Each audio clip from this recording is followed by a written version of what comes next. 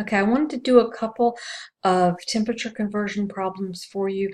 They are done differently from your other conversions. They involve using a formula. The formulas are here at the top of the page. If you have Celsius and you want Fahrenheit, you use this one. And if you have Fahrenheit temperature and you want Celsius temperature, you use this one. You do not need to memorize these formulas. They will be provided for you on any exam.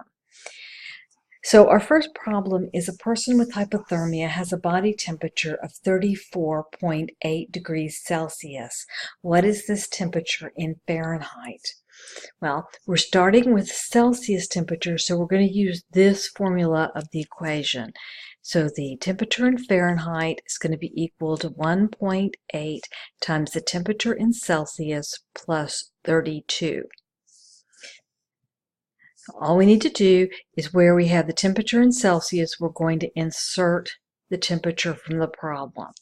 So we'll get 1.8 times 34.8 plus 32. If we put that into our calculator, we'll take 94.6, and it'll be in degrees Fahrenheit. Now that's very different from what we have been doing.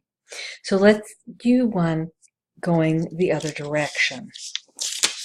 Here's a pepperoni pizza, and it's baked at 455 degrees Fahrenheit. What temperature is that on the Celsius scale? Well, to do this problem, we're given Fahrenheit temperature, so we're going to use this form of the equation. We're going to start temperature in Celsius is equal to the temperature in Fahrenheit minus 32 divided by 1.8. So we're going to substitute our temperature, 455 minus 32 divided by 1.8. Our answer here will be 235 degrees Celsius.